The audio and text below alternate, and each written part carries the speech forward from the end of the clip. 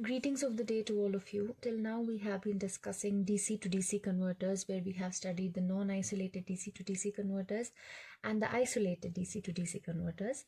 We now move on to DC to AC conversion, which is possible through inverter topology, either the voltage source inverters or the current source inverters. For now, we are going to discuss the more popular version, that is the voltage source inverters. We know that we have a fixed input DC voltage. It could be a battery or any other source of DC power, and at the output we can generate AC by means of some switching arrangement. If we want to generate single phase AC, it is possible using one leg of the inverter, that is half bridge topology, and then we can also use two legs of the inverter to get more voltage from the converter, and that is the edge bridge or the full bridge converter. And then if we use three legs, we can generate three-phase AC power from DC using the three-phase voltage source inverter topology, which has basically 6 switches. And how we control these six switches, that depends on the modulation technique. So there are many methods of modulating voltage source inverters. And modulation means how you give pulses to these, what is the pattern of giving pulses and how you give these pulses so that you get desired output from the converter. There are many modulation techniques depending upon what is the application. Every modulation technique has its own set of advantages and its own set of drawbacks, and depending upon which technique, what is your application, that's how you choose your techniques. We are going to discuss in the next few lectures, in next few series, it's a series of lectures on voltage source inverters and their modulation techniques. We are going to discuss some important modulation techniques. We'll start with the simple square wave modulation, which I'm aware that most of you must have already studied in your previous courses, whether it's Power Electronics 1 for bachelors or for the master's students. If you have had your power electronics course in undergrad, then you must have studied about square wave modulation, which is in two modes of operation, that is the 180-degree mode of operation and the 120-degree mode of operation. We'll briefly brush through it. Not really brush through it, we have to discuss this a little in greater detail, because we have to do the Fourier analysis and stuff like that. Then we move on to the interesting modulation techniques, or the more prevalent modulation techniques, such as sine PWM. Then we move on to space vector PWM.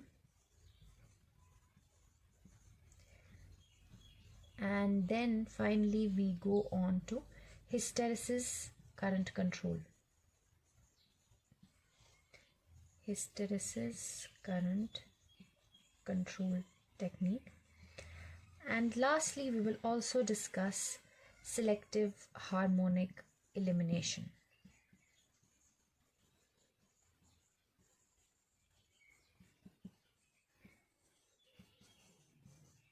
So we will discuss at least 5 modulation techniques. There are some more documented in literature, but these 5, you can easily call them the 5 most popular techniques of modulating voltage source inverters. So for now, let's start with square wave modulation, which is the most basic method of modulating this converter or giving gate pulses to the devices of this converter. And it can happen either in the 180-degree mode of conduction, or you can have the 120-degree mode of conduction. So in square wave modulation, you get a square wave or its variant, that is a quasi-square wave at the output, and hence it gets the name square wave modulation. So let's begin with the 180-degree mode of conduction. I'll quickly brush through it because you have had it in your previous courses. So let's move to 180-degree mode of conduction. So basically, in the 180-degree mode of conduction, we give pulses to each device for a half cycle, that is 180 degrees out of 360 degrees. So each pulse, each device conducts for at least 180 degrees in a cycle. Now let's give those pulses to the 6 devices. So you have 1, 2, 3, 1, 2, 3, 4, 5, 6. These are the 6 pulses. And then you can have a line voltage over here.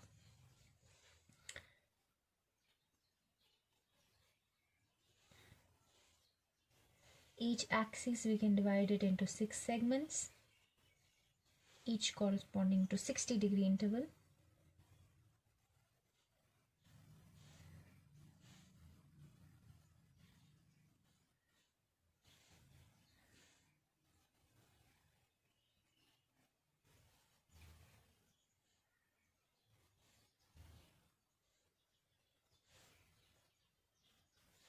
So this is 2 pi, and then somewhere around here is your pi. So if we talk about the first device, it is given a pulse for 180 degrees and then 0 for the remaining time. The second device, S2, is gated 60 degrees delayed, something like this. Another 60-degree delay for S3, another 60-degree delay for S4, then for S5, and finally for S6. So this is how you give pulses to the 6 devices. Now let's draw quickly. You can either draw the pole voltage waveform, which is basically the voltage with respect to this fictitious point called the pole. So you can draw VAO and then BO and then subtract the two to get the line voltage. But I'm assuming you have studied the 180-degree mode of conduction, so we'll directly draw the line voltage. Let's call it VAB, the line voltage. Now in the first interval, the first 60 degrees, you have S1, S5 and S6 conducting. So whenever you have 1, 5 and 6 in conduction. So if you see 1 is conducting, which means that the positive terminal of the battery is coming at point A, and 6 is conducting, so the negative terminal of the battery is coming at point B, which means VAB is directly equal to VDC. So as long as 1 and 6 conduct both, your line voltage is going to be VDC. So 1 and 6 are conducting in the first interval, it is VDC. 1 and 6 are also conducting in the second interval, so again it is VDC. In the third interval, 6 stops conducting, so now you have conduction of 1, 2, 3 and the remaining is 0. So you have 1, 2 and 3 conducting. If you see, because of the conduction of 1 and 3, VAB is directly shorted. So VAB becomes 0. That is because of the conduction of 1 and 3. 2 doesn't have a role to play here because it will probably affect some other line voltage but not VAB. So because 1 and 3 are conducting, so VAB becomes 0. So VAB becomes 0 over here. Now let's move on to the fourth interval. You have 2, 3, 4 conducting. So 2, 3 and 4 are conducting. Because 4 is conducting, therefore the negative terminal of the battery comes at point A. And because which other device is conducting? You have 2 conducting, that will not affect this. You have 3 conducting, yes. Because 3 is conducting, so the positive terminal of the battery comes at point B. And therefore we have VAB is equal to minus of, the minus point is at A and the plus point is at B, so VAB is equal to minus of VDC. So as long as 4 and 3 conduct, this is because of 3 and 4, as long as 3 and 4 conduct, you have voltage is equal to minus VDC. So 3 and 4 are conducting for another 2 segments, therefore you have minus VDC for 2 segments more. So plus VDC, minus VDC, and then in the final segment you have 4, 5 and 6 conducting. So 4, 5 and 6 are conducting, and because of the conduction of 4 and 6 together, A and B are shorted, so you have 0 voltage across A and B. So because of 4 and 6 conducting, you have VAB is equal to 0 again. So something like this at the output. I've just drawn the line voltage and not the pole voltages. But if you find it difficult to draw the line voltages without drawing the pole voltages, I would suggest you to draw the pole voltages and then sequentially move on to drawing the line voltages. Now this is VAB. You can also draw VBC, and then you can similarly draw VCA, which will be definitely phase displaced by 120 degrees. So you have three-phase balance. Now if you look at, this is a line voltage waveform, right? So this is the line voltage waveform, and it is a Cauchy square waveform. A Cauchy square is basically a derivation of it is derived from the square waveform only. It's just absent for some segments. So this is a Cauchy square waveform, which is high for 120 degrees and goes low for say 60 degrees. Now if you draw the load current waveform, so assuming that it's a delta connected load, so if the load is delta connected और यही line voltage आपके load के across B आ रही है, तो यही voltage आपके load के across B flow करेगी because it's delta connected. It's a line to line voltage. And if your load is RL type, in that case, let's see how the current will look like. So your current IAB in each phase, assuming it's a delta connected load, will be equal to VAB upon R plus J omega L, where basically R plus J omega L represents your first order transfer function. So IAB is a first order filtered response of VAB. So VAB you can assume is the input, and first order response to that is your IAB. So if you see, this is like a step signal. Your first order response should be something like this, and then a downward step, so maybe something like this, and then upward again something like this. So you have a current waveform that looks like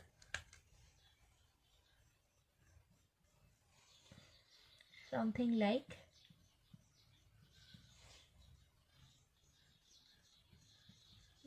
this. It's not really a sine wave, but yes, it is definitely more filtered as compared to the VDC wave, not as discrete as the VAB waveform. This is your current through the phase if it's a delta connected load. Now if it is a Y connected load, I'm sure you have drawn waveforms before, but I can just tell you how to draw that waveform for simplicity. If you have Y connected loads, then you know that the line voltage VAB will be equal to the difference between the phase voltages. So VAN minus VBN is equal to VAB, VBC is equal to VBN minus VCN, and VCA is equal to VCN minus VAN. So if this is say 1, 2 and 3, and I subtract 3 from 1, I get VAB minus VCA is equal to VAN minus VBN minus VCN plus VAN. So this becomes 2 times VAN. Now I also know that if my system is balanced, then VAN plus VBN plus VCN is equal to 0, which means that VAN is equal to minus of VBN and minus of VCN, right? If I substitute it over here, I have this equal to 3 times VAN, or we can say VAN is equal to VAB minus VCA by 3. Similarly, I can write VBN, it will be VBC minus VAB by 3, and similarly VCN, the phase voltage, will be VCA minus VBC by 3. Simply using these equations, if you have 2 line voltages, just use this equation VAB minus VCA by 3, you will get VN, and I'm sure you have done it before. It will be a 6-stepped waveform, which is like a closer approximation of the sine wave than a Cauchy square waveform, but you will get that phase voltage only if you have a Y connected load. For a delta connected load, it's the same thing as the line voltage and the phase voltage is one and the same thing, and it is a Cauchy square wave. But if you have a Y connected load, then you get phase voltage as a 6-stepped waveform, right? So now we have drawn this waveform, and we will quickly do its Fourier analysis. So let's move on to the Fourier analysis of the signal that we got.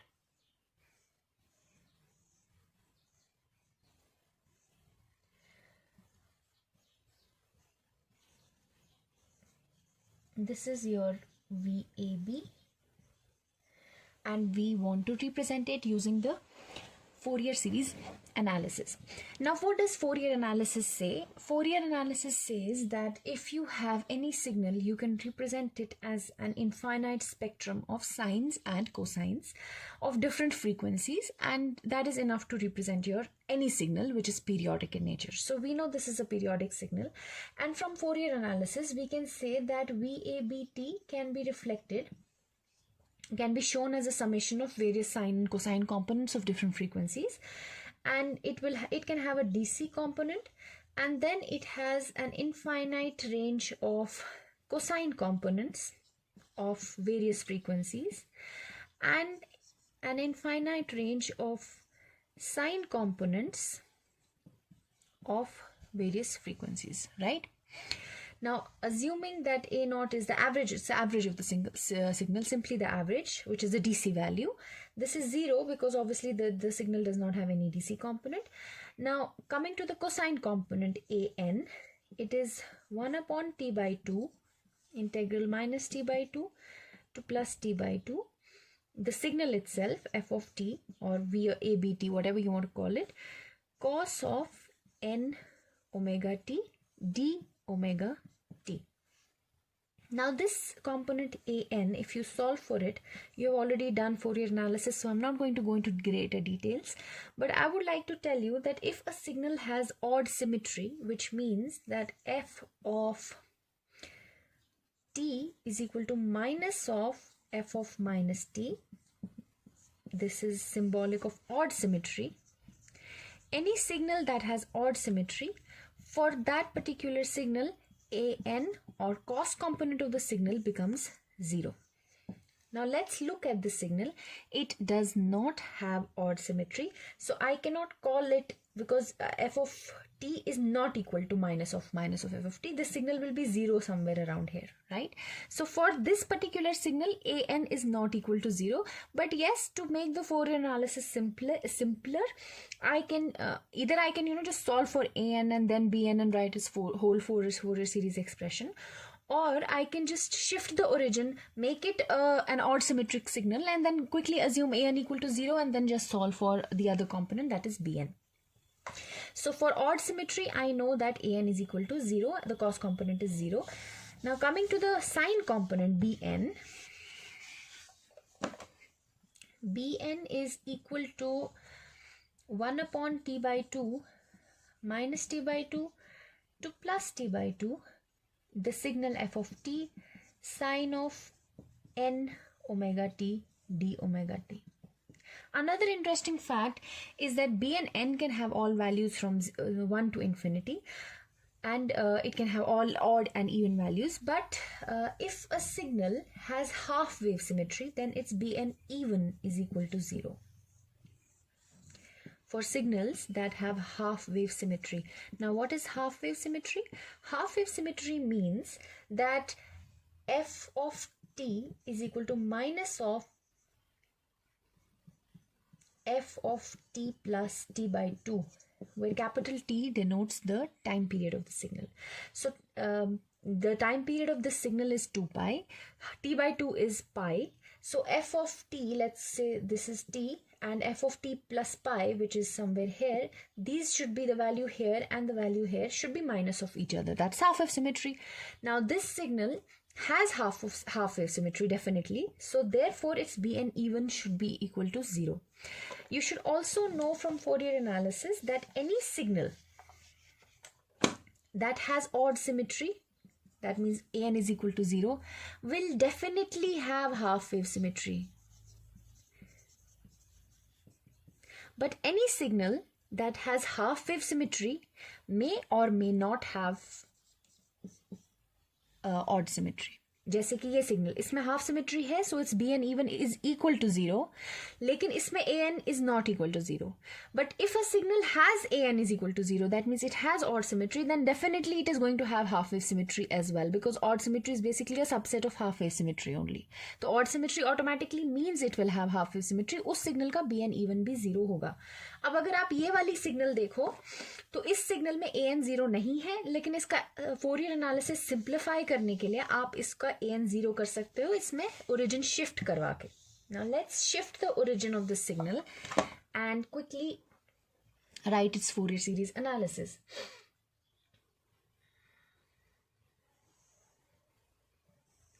Sixty degrees के लिए conduct नहीं करता था, तो मैं उस 60 degrees को equally distribute करूंगी ताकि this f of this is equal to minus of f of this. ठीक है, and then I can write it about, distribute it about the origin like this.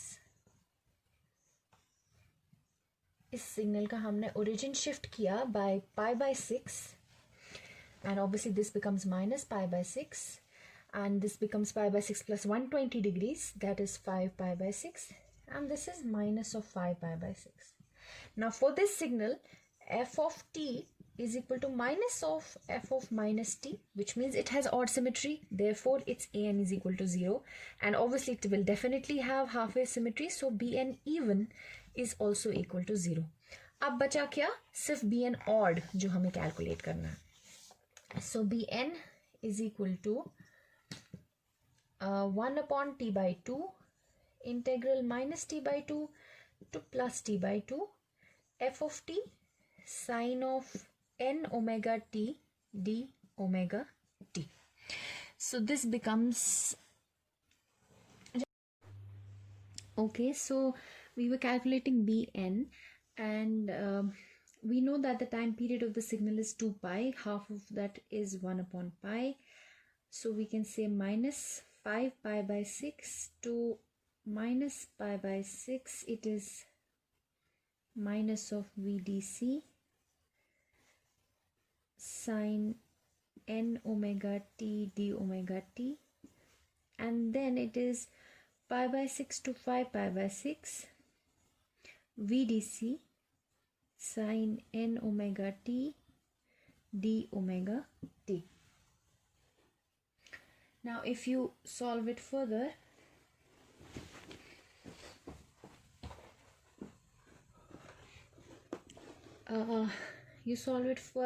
you can write this as bn is equal to vdc by n pi minus 5 pi by 6 to minus pi by 6, the integration of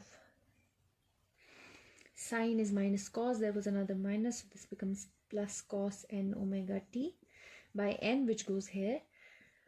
Then there was another plus, it becomes minus because of the integration, so this is cos of n omega t from pi by 6 to 5 pi by 6. If we solve this vdc by n pi, we get cos of pi by 6. See, let's say we are finding b1, it is cos of pi by 6, which is cos of 30, and that is root 3 by 2. Then cos of 5 pi by 6 minus cos of 5 pi by 6, which is minus of root 3 by 2, so it is plus root 3 by 2, minus again a minus sign, so plus root 3 by 2, and then minus and minus again plus root 3 by 2. So this b1 is actually equal to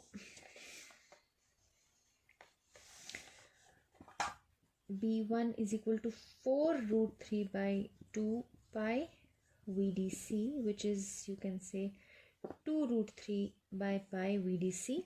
This is the peak value of the fundamental component. You can finally find b even तो 0 होगा, b3 भी अगर आप ढूंढोगे वो भी आपको पता चलेगा इसमें 0 है. Then you can find by b5, b7, B9 again will be 0 because all triplet harmonics are 0. That is the fundamental component, third harmonic component, fifth harmonic, seventh harmonic, so on. You can find all the harmonic components.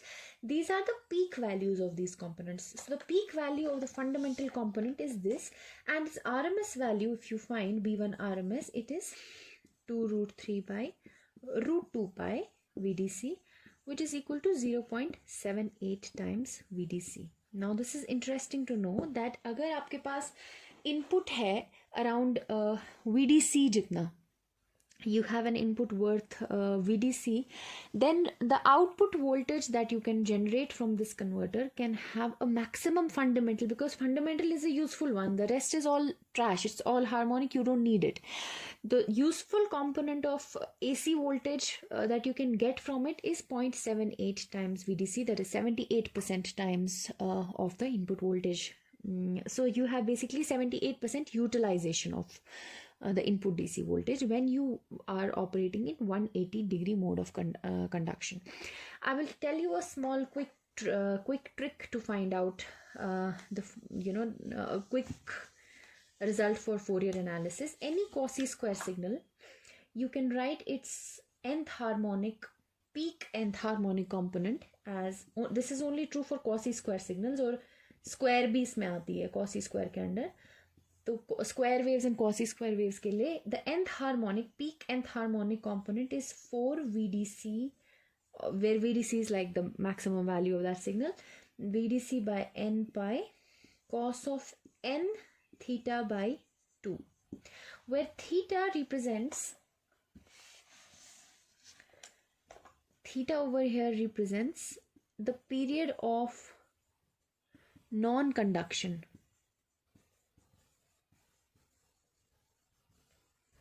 per half cycle. अब आपने अभी जो signal the, let's apply, अभी जिसका हमने Fourier analysis already किया है, let's apply that to this signal. इसमें थीटा है पर half cycle, period of non conduction is equal to 60 degrees, right. So fundamental component इस सिग्नल का क्या होगा?